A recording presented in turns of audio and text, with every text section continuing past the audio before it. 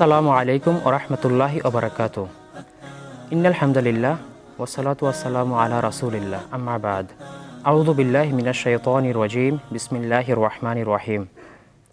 ওয়া ক্বাদা রাব্বুকা আল্লা তা'বুদু ইল্লা ইয়্যাহু ওয়া বিল ওয়ালিদাইনি ইহসানা। সাদাকাল্লাহুল আযীম।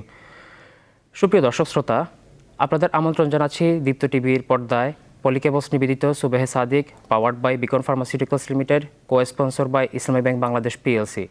সুপ্রিয় দর্শক, এই সুবেহে সাদিকের শুভক্ষণে আমরা প্রতিদিন জীবন ঘনিষ্ঠ একটি গুরুত্বপূর্ণ বিষয় নিয়ে আলোচনা করি। আজকে আমাদের আলোচনার বিষয় পিতামাতার যত্ন ও তাদের অধিকার। সুপ্রিয় দর্শক, আমাদের এই জীবন ঘনিষ্ঠ বিষয় আলোচনা করতে স্টুডিওতে আমন্ত্রণ জানিয়েছি দুইজন প্রথিতযশা আলেম ও বিজ্ঞ ইসলামিক চিন্তাবিদকে। চলুন তাদের সাথে পরিচয় করিয়ে দিই।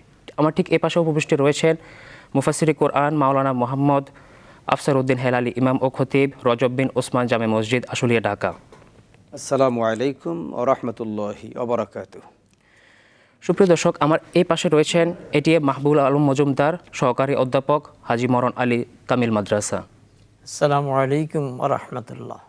ওয়ালাইকুম আসসালাম রহমতুল্লাহ। আপনাদের দুজনকে অভিনন্দন জানাচ্ছি আমাদের স্টুডিওতে উপস্থিত হওয়ার জন্য। মোহতারাম, সর্বপ্রথম আমি আপনার কাছে প্রশ্ন করব, ইসলামে পিতামাতার অধিকার এত বেশি গুরুত্ব পেয়েছে কেন, যদি আমাদেরকে একটু জানাবেন। সম্মানিত উপস্থাপক, আপনি চমৎকার প্রশ্ন করেছেন। ইসলামে মাতা পিতার গুরুত্ব এত বেশি পরিমাণে এসেছে কেন? মাতা পিতা দুনিয়াতে মানুষ আগমনের অন্যতম মাধ্যম। আল্লাহ সুবহানাহু ওয়া তাআলা তিনি হচ্ছেন স্রষ্টা, আর মাতা পিতার মাধ্যমে আল্লাহ পাক তার সৃষ্টিকে বিস্তৃত করেছেন। অবাসা মিনহুমা রিজালান কাসীরান ওয়া নিসা। আল্লাহ পাক বলছেন এই আদম এবং হাওয়া তথা মাতা পিতার মাধ্যমে তিনি আদম সন্তানকে সারা পৃথিবীতে বিস্তৃত করেছেন। সুতরাং আল্লাহর পাকের মানব সৃষ্টিকে বিস্তৃত করে দেওয়ার জন্য আল্লাহ পাকের ইচ্ছার পরবর্তী স্থান যেটা মাতা পিতার মাধ্যমেই যে এই সৃষ্টির সূচনাটা বাস্তবায়িত হওয়ার জন্য আল্লাহ পাক এটাকে ব্যবহার করেছেন। সেক্ষেত্রে আল্লাহর ইবাদতের পরেই মা বাবার স্থানটা চলে আসে। সেজন্য আল্লাহ সুবহানাহু ওয়া তাআলা কোরআনে কারিমে বলেছেন, ওয়াকাদা রব্বুকা আল্লা তা'বুদু ইল্লা ইয়্যাহু ওয়া বিল ওয়ালিদাইনি ইহসানা। তোমার রবের পক্ষ থেকে এই নির্দেশ দেয়া হয়েছে, আল্লা তা'বুদু ইল্লা ইয়্যাহু, তোমরা আল্লাহ ছাড়া আর কারো দাসত্ব করবে না। আর এরপরেই ওয়া বিল ওয়ালিদাইনি ইহসানা, মাতা পিতার প্রতি ইহসান করবে, দয়া পরবশ হবে, মাতা পিতার প্রতি সহানুভূতিশীল হবে, মাতা পিতার প্রতি মায়ার বাঁধনকে বিস্তৃত করে দিতে হবে। আল্লাহ পাক এরপর আরও বলেছেন, ইম্মা ইয়াবলুগান্না ইনদাকাল কিবারা আহাদুহুমা আও কিলাহুমা ফালা তাকুল্লাহুমা উফফিন। তোমার জীবদ্দশায় তোমার পিতামাতা তারা দুজন অথবা দুজনের একজন যদি বৃদ্ধাবস্থায় উপনীত হন, তখন তাদের আচার আচরণে কষ্ট পেয়ে তুমি উহু উচ্চারণ করবে না। এটা আল্লাহ পাকের পক্ষ থেকে নিষিদ্ধ করা হয়েছে, সীমা নির্ধারণ করা হয়েছে। মাতা পিতার সঙ্গে উহু আচরণ করা যাবে না। মাতা পিতার প্রতি অভদ্রজনিত আচরণ করা যাবে না। ফালা তাকুল্লাহুমা উফফিন ওয়ালা তানহারহুমা, তাদেরকে ধমক দিবে না। ওয়াকুল্লাহুমা কওলান কারীমা, মাতা পিতার সাথে সম্মানজনক আচরণ করো। এটা আল্লাহ পাকের সুস্পষ্ট নির্দেশ। মাতা পিতার সাথে সদাচরণ করা, তাদের প্রতি দয়া পরবশ হওয়া, এটা অন্যতম একটি ফরজ দায়িত্ব, এর মধ্যেই পড়ে। আর মাতা পিতা আমাদের সর্বজন শ্রদ্ধেয়। মাতা পিতার মাধ্যম ছাড়া আমি কখনোই এই পৃথিবীর মুখ দেখতাম না। সুতরাং মাতা পিতার প্রতি অনুগত থাকা, তাদের প্রতি সহমর্মিতা প্রদর্শন করা, সার্বক্ষণিক তাদের সঙ্গে সময় দেওয়ার চেষ্টা করা। এই আধুনিক যুগে মানুষ বিভিন্ন কর্মে ব্যস্ত থাকার কারণে মাতা পিতার খোঁজখবর নিতে পারে না, কিন্তু এরপরেও এই কর্মব্যস্ততার মধ্যেও আল্লাহর নির্দেশের কারণে হোক এবং মাতা পিতার প্রতি ভালোবাসার কারণে হোক, প্রতিটি সন্তানকে মাতা পিতার সাথে সংযোগ রাখা, তাদের খোঁজ খবর নেয়া, তাদের চাহিদা পূর্ণ করা এবং তাদের চিকিৎসা সেবা নিশ্চিত করা, তাদের সেবা শুশ্রূষা করা এবং তাদের জন্য আল্লাহর কাছে দোয়া করা। এমনকি তারা ইন্তেকাল করে দুনিয়া ছেড়ে চলে গেলেও তাদের জন্য আল্লাহর রাস্তায় ব্যয় করা, এই ব্যয়ের মাধ্যমে আল্লাহর কাছে প্রার্থনা করা, রব্বির হামহুমা কামা রব্বায়ানি সগীরা, হে আল্লাহ, আমার পিতামাতা যেভাবে ছোটবেলায় স্নেহের কোলে আমাকে লালন পালন করেছে, তুমি আমার মাতা পিতাকে তোমার রহমতের কোলে সেভাবেই লালন পালন করো। এইভাবে মাতা পিতার জন্য দোয়া করা সন্তানের জন্য কর্তব্য। মাতা পিতার ব্যাপারে অত্যন্ত শক্ত কথা আল্লাহ রাসূল বলেছেন, রিদর রব্বি রিদল ওয়ালিদাইন ও সাখাতুর রব্বি সাখাতুল ওয়ালিদাইন। মাতা পিতার সন্তুষ্টি আল্লাহর সন্তুষ্টি। আমরা এখন শেখ আপনার কাছে আসতে চাচ্ছি। আমরা আপনার কাছে জানতে চাইবো, আল্লাহর ইবাদতের পরেই মাতা পিতার সাথে সদাচরণের নির্দেশ দিয়েছেন, এর গভীর তাৎপর্য কি? অত্যন্ত গুরুত্বপূর্ণ প্রশ্ন। মাতা পিতার সাথে সদ্য ব্যবহারের গুরুত্ব মানে ফলাফল, এর কি দাঁড়ায়, তাদের সাথে ভালো ব্যবহার করলে কি দাঁড়ায়, কি রেজাল্ট। তা রাসূল পাক সাল্লাল্লাহু আলাইহি সাল্লামের যুগে আমরা দেখি 3 জন সাহাবাই কেরাম যাচ্ছিলেন, আকাশ মেঘাচ্ছন্ন হওয়া, বৃষ্টি হওয়া, তারা একটি গর্তের মধ্যে অবস্থান করছিলেন বৃষ্টি থেকে বাঁচার জন্য। বৃষ্টির এর মাঝেই উপরের থেকে একটি পাথর গড়ে এসে তাদের গুহার মুখে আবদ্ধ হয়ে গেল, তারা আর বেরোতে পারছে না। তখন 3 জনে মিলে সিদ্ধান্ত নিলে কী করা যায়। তখন একজন ব্যক্তি প্রথম বললেন, আমি সব সময় আমার সন্তানদেরকে রাত্রিবেলায় গিয়ে দুধ পান করায়া তারপরে আমি ঘুমাই, কিন্তু এখন দুধ পান করানোর আগে সর্বপ্রথম দুধ পান করায় আমার মা বাবাকে, পিতা মাতাকে দুধ পান করান। এইভাবে কন্টিনিউ চলতেছে। একদিন হঠাৎ করে তার আসতে দেরি হয়ে গেল। তিনি কখনো পিতা মাতার আগে সন্তানদেরকে দুধ পান করাইতেন না, খাওয়াইতেন না। এবং পিতা মাতার এই আমলটুকু আল্লাহর কাছে প্রার্থনা করলেন, আল্লাহ, আমি একদিন আসতে দেরি হয়ে গিয়েছে, দেরি হয়ে যাওয়াতে আমি আমার সন্তানদেরকে দুধ পান না করাইয়া সকাল পর্যন্ত অপেক্ষা করলাম, পিতামাতা ঘুমিয়ে পড়েছেন। এরপরে পিতামাতাকে খাওয়ানোর পরে সকালবেলা সন্তানদেরকে দুধ পান করাইলাম। আল্লাহ, আমার এই আমলটুকু যদি পছন্দ হয়, আল্লাহ এই বিপদ থেকে, এই গুহার মুখ থেকে পাথরটিকে সরানোর ব্যবস্থা করে দেন। সাথে সাথে পাথরের 1/3 সরে গেল। সুবহানাল্লাহ। যে পিতামাতা কত যে গুরুত্বপূর্ণ, কারণ পিতামাতা না হলে তো আমরা পৃথিবীতে আমাদের আগমনের প্রত্যাশাই ছিল না। আদম আলাইহিস সালাম, হাওয়া আলাইহিস সালামের মাধ্যমে যেভাবে পৃথিবীর আগমন, পিতামাতার এই কালচার, আমরা পৃথিবীর এই সুন্দর সুশ্যামল পৃথিবী আমরা দেখতে পাচ্ছি। এখন পিতামাতার সাথে সদ্য ব্যবহার, যে উফিং ওয়ালা তানহারহুমা ওয়া কুল লাহুমা কাওলান কারীমা। মহান আল্লাহ রাব্বুল আলামিন বলেন, হে আমার বান্দারা, তোমরা পিতামাতার সাথে এমন সুন্দর ব্যবহার করো, কিন্তু এর বিপরীত যদি এমন কিছু কথা বলো যেই কথা কারণে মা বাবার মন থেকে উফ শব্দটা আসে, কথা মনের কষ্টের শব্দটা আসে, এরকম শব্দ তোমরা বলিও না।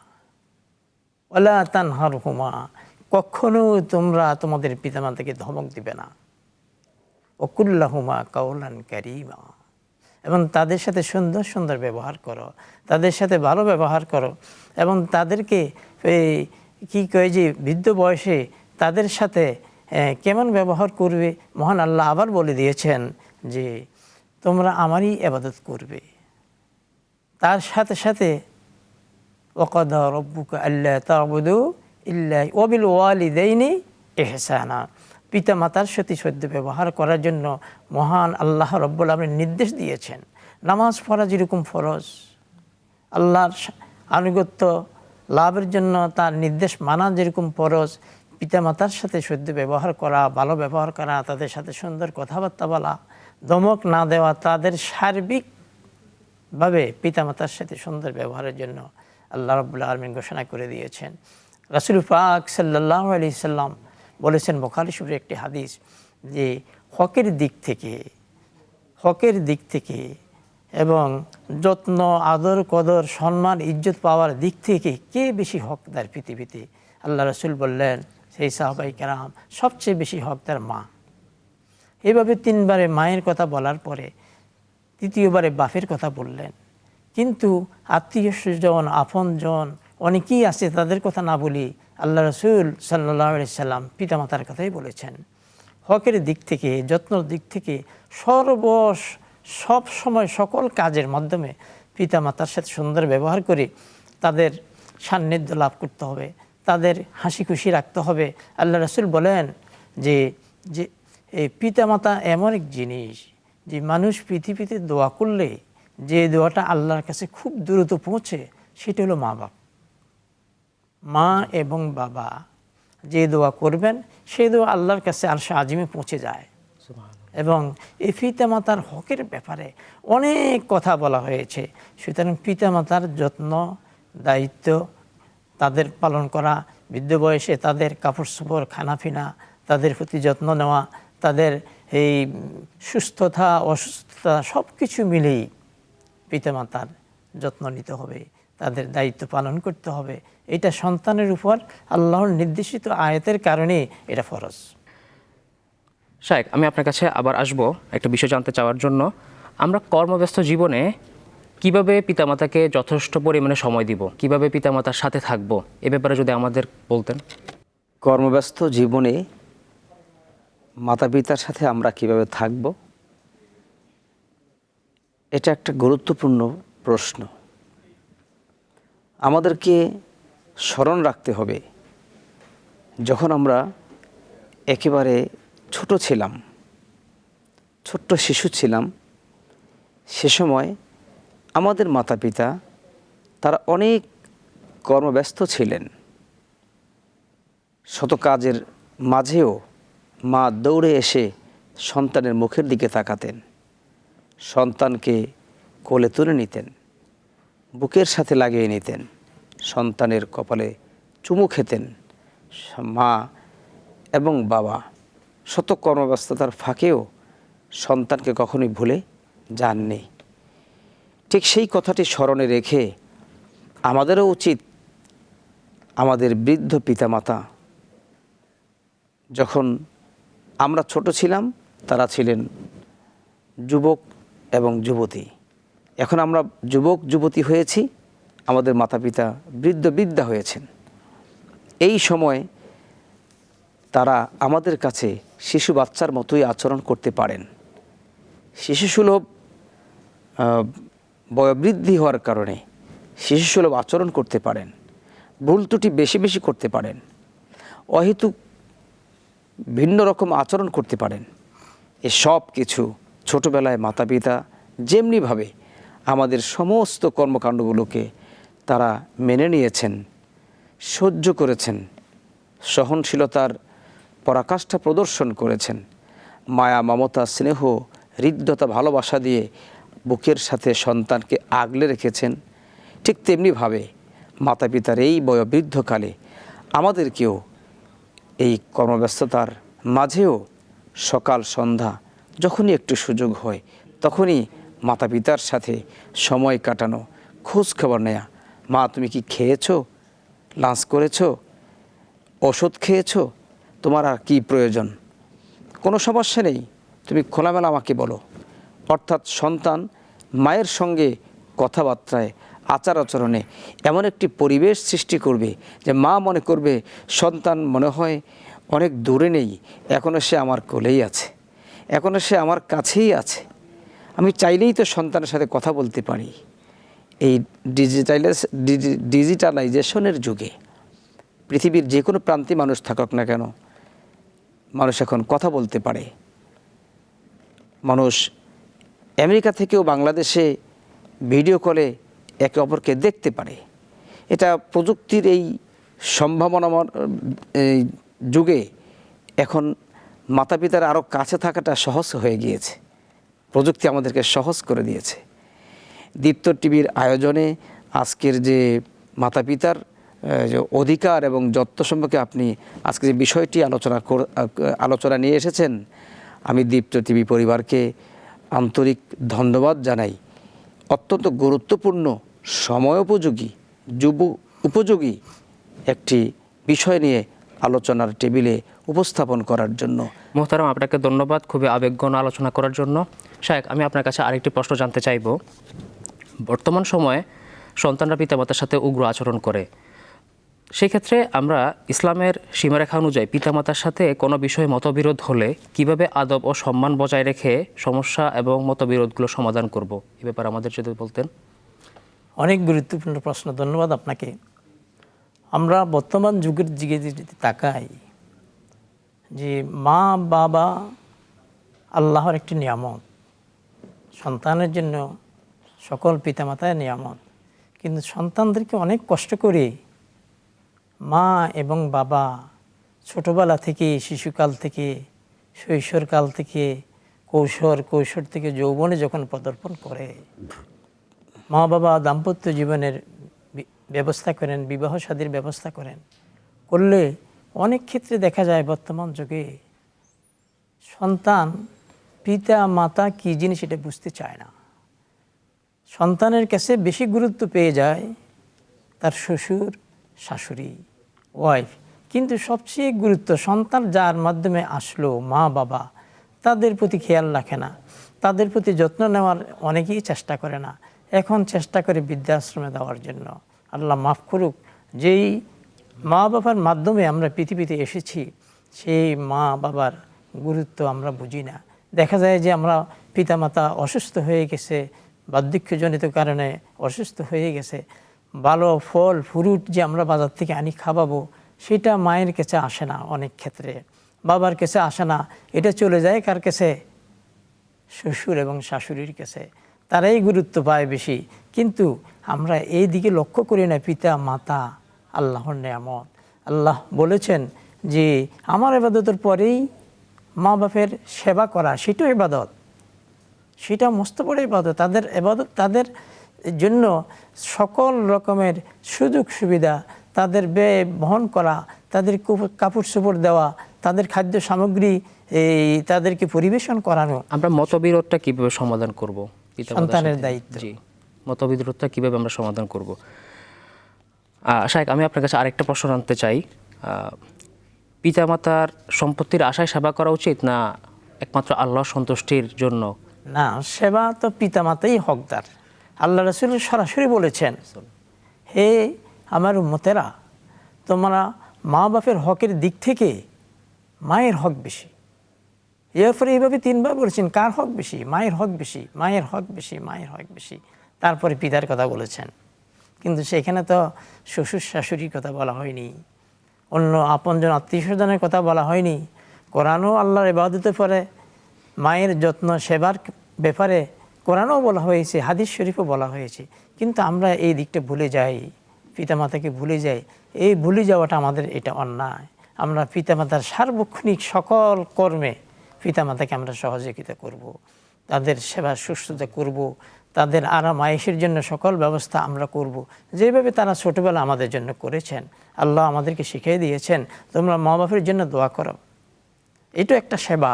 দোয়াটা কি? আল্লাহুম্মা রাব্বিরহামহুমা কামা রাব্বায়ানি সগীরা।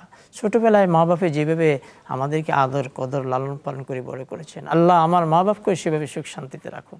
এইভাবে দোয়ার মাধ্যমে, ইবাদতের মাধ্যমে, মা বাপের এই সেবা শুশ্রূষার মাধ্যমে সার্বিক সমস্যার সমাধান কল্পে সন্তানরা পিতা মাতার সকল কাজ সম্পাদন করে দেওয়া এটি হলো দায়িত্ব। জি শায়েখ।